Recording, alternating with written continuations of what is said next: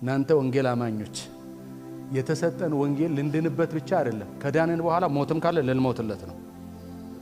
ሞትም ይፈራል እንደዚህ እንዴ? ሰው ሲሰርቅ እኮ በጥይት ይመታል። ስለ ጌታ ክብር እኮ ነው። ከኖርንም ለጥቅም እንኖራለን፣ ከሞትንም ወዴት እንደምንሄድ እናውቃለን። አሟሟታችን ግን የክብር ይሆናል። ሕያው እግዚአብሔርን ይኸውላችሁ፣ እዚህ ምድር ላይ እንደ ሁለተኛ ዜጋ መኖር አይቻልም። ኢትዮጵያውያን መብታችን ነው። የተሰጠንን ሰማያዊ ተልእኮ በሕግና በሥርዓት እንፈጽማለን። አለቅ። ወደ ኋላ የምንልበት ጉዳይ የለም። አንተ እንደዚህ ልብስ ለብሰህ አደባባይ መቆም ያሳፍራል እንዴ? እሱ እኮ እርቃኑ ደሙን ያፈሰሰው።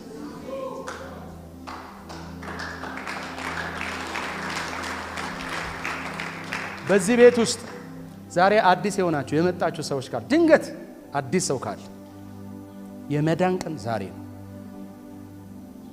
ኢየሱስ እየመጣ ነው። ሰማዩ እያቅላላ ነው።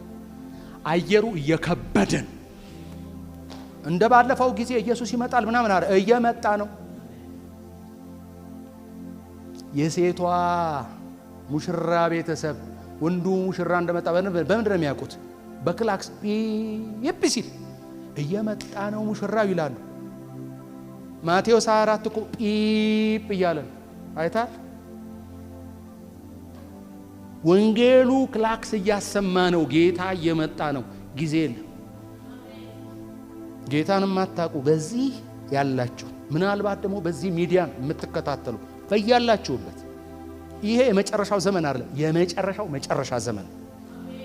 ነገር አልቋል፣ ተጠናቋል። ወደ ኢየሱስ መተን በዚህ ደም ታጥበን የእግዚአብሔር ልጅ ካልሆነን በድፍረት ነው የምንናገረው፣ መዳረሻው ሲኦል፣ መዳረሻው ሲኦል። በሩ አንድ ነው፣ ክርስቶስ ኢየሱስ ይባላል። መሰማሪያው አንድ ነው፣ ክርስቶስ ኢየሱስ ይባላል።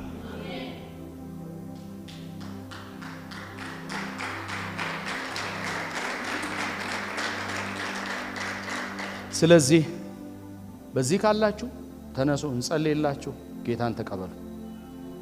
ከሌላችሁ በዚህ ሚዲያ በመላው ዓለም ይሄን የምንናገርበትን ቋንቋ የምትሰሙ ሁሉ የኢየሱስ ደም ዛሬም ትኩስ፣ ዛሬም ትኩስ እንድትቀበሉት ተቀበላችሁም ባፋችሁ መስክራችሁ የእግዚአብሔር ልጆች እንድትሆኑ በጌታ ፍቅር እንለምናችኋለን። የጌታ ቤት ሰፊ ነው። በካሬ ምንለካው ምንመራው ገመድ ምንጥልበት አይደለም። ሁላችንንም መያዝ ይችላል። ኑ የኛ ደስታ እህትና ወንድም እንድትሆኑን አብረን ተያይዘን ከምትነጠቀው ቤተ ክርስቲያን ጋር እንድንሄድ። ስለዚህ ቆም ብላችሁ አስቡ። ቃል አትሰንጥቁ፣ መጽሐፍ አንብቡ። ይሄ ነው ጥሪው።